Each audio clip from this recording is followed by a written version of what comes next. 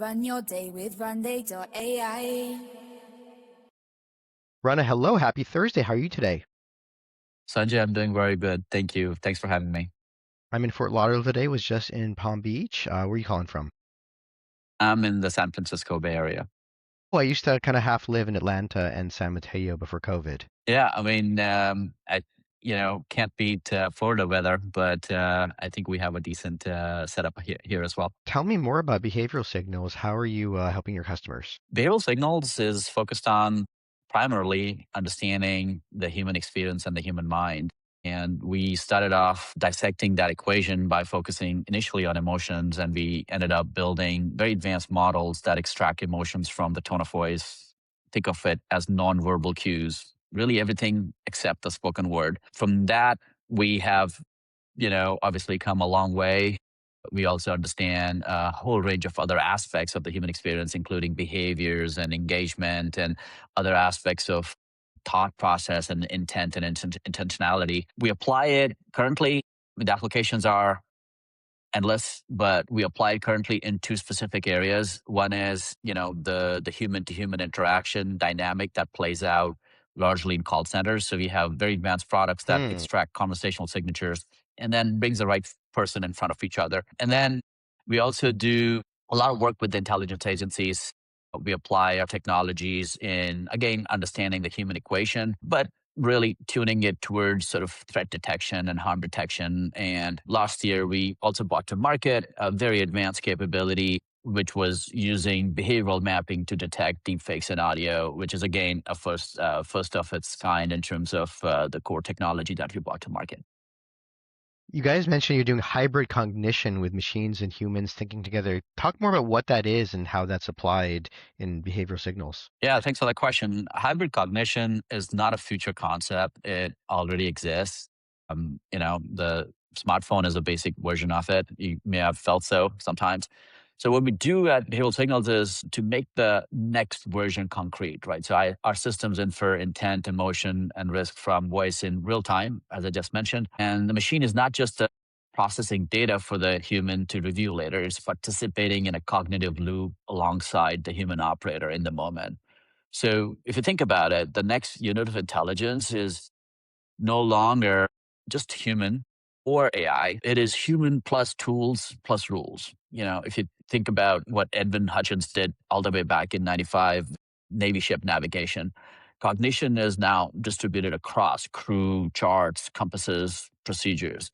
So no single person navigates the ship, the system does. And this is what's really happening now with AI, just at a much faster cadence and a deeper level of integration. If you think about, like, most companies are still thinking about AI as a tool they hand to employees. And the real opportunity is designing systems where the judgment and the machine computation operate as one workflow. That is the difference between giving someone, say, a co-pilot and building a cockpit. And I think that's kind of where we're headed. That's where we're focused on. And we're trying to help in some small ways in that dimension. And in these types of conversations, deep fakes and voice. I was just on a call with Deepgram, and they do IVR systems with better and better AI voice. And so, how can how are fake voices? I've heard, I had a client with a crazy story where they had a ransom situation where it was their mom's voice and they were being kidnapped. I mean, there's all kinds of very very crazy things going on. How are you guys helping with that? Yeah. So you're referring to the story. I think it was Wall Street Journal that broke the story. So mother receives a panic call from her daughter begging for help, urgent, emotional, completely No, this was a convincing. friend of mine. No, I was at dinner and my friend was Ah, telling me he got a call in his mother's voice saying, whatever, and send this money or they're gonna hurt me, that kind of thing. And then he calls her and she just picks up, I'm fine. But that actually happened to a friend of mine. yeah. No, I mean it's happening more and more. It doesn't take much. I mean, it's tools like Lemon Labs and Open Voice that are openly available. The barrier to entry to create something like this is alarmingly low. We are in an era where hearing is no longer believing. And so think about this. The most detection currently relies, in terms of why this is a big problem. So most detection currently relies on vocal biomarkers. So think about micropauses, pitch Hmm. variation, throat resonance. And the assumption Okay. was that synthetic voices could not replicate them, right? But But generation that's models, not the like, case apparently. not the case today. It can replicate something with like 30 seconds of sample data. And think about like, so what happened in the diamond industry, right? So lab grown Can it actually diamonds do are, a good job with 30 seconds? Because when I've tried to do this, that there's a 30-second version of it, but then they want a lot more audio to do a good job. So are you saying with 30 seconds they can actually do high quality now? it's getting better and better, right? So yeah, I mean, the more data, the better the fake is. But you could, I mean, that's just a sort of metaphor. It's like with just 30 seconds, you can create something that is good enough to fool a human ear. Is it good enough to fool a sophisticated detector? No, probably not. But human ears, very low bar. I mean, you could, if it's real or fake, and even if that voice belongs to a loved one, which means you're listening to that all your life. And so the way we process audio, the human ears do, it's very easy to fool that particular sort of system, the biological system.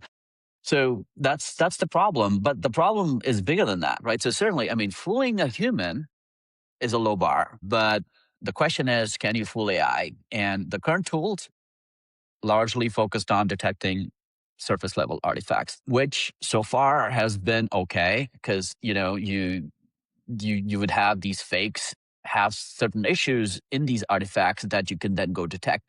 But the cloners are getting so good that those issues are disappearing and they're almost perfect. And as a result, you have to come up with a different approach. And so when we started to look at this problem, I'd say 2024, early 2025. This was the work that we were doing with the defense and the intelligence agencies. And one of the problem statements ahead of us is like, these are the best tools to clone, and these are the best detectors, and the best detectors can't detect anymore. So what next? So the approach we had to take was go back to the drawing board and come up with a completely different approach. And we started to look at if we could understand, first of all, understand and extract a behavioral map of the audio that we're trying to detect and see if there is slight variations in the behavioral map that gives us a clue if it's real or fake. And so that's really our core capability right now, which is using something called behavioral mapping to detect deep fakes and not just relying on, say, surface level artifacts. Now you talk about this in the book. That what really changes when intelligence like this is no longer human or purely machine? Like if you're a builder, what does it mean for you? Yeah, there's a lot of detail in that answer. I'll try to keep it brief depending on how much time we have. But currently, the big debate is intelligence versus experience, and I think that needs to be reframed, right? So the entire AI discourse right now is fixated on intelligence. You've heard of AGI. That's fixated on intelligence, artificial general intelligence, right? So how smart can we make machines?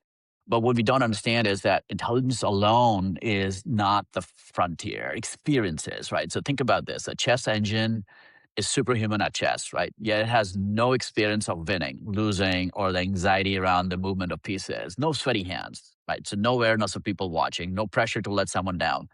So a future reasoning model might surpass human capability across many of these fields, but still lack what you would call, a unified field of awareness, combined with, say, affective modulation, which is emotion modulation, and have some sort of autobiographical memory and temporarily extended selfhood.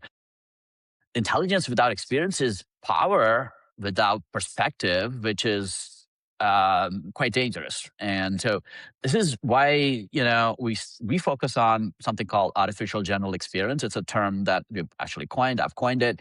Uh, AGI captures thought, and AGE, artificial general experience, captures life. It moves us from computation to consciousness-like structure, from function to phenomenology, from doing to being. And so before a system can approach general intelligence, it needs something closer to general experience, the ability to, say, interpret context, read intent, and operate within the full spectrum of human meaning making. And that's what we focused on. I mean, it's replication of human experience, memory, emotions, perception, language, narrative, self-awareness, embodiment, and the internal coherence that gives rise to subjective life. That's really the debate, and the correction of the debate is what I would say. It looks like you have an API that might be something we even take a look at. Should they just reach out to you on LinkedIn or just request a demo on your website? Yeah, so not all these capabilities are available through an API access right now.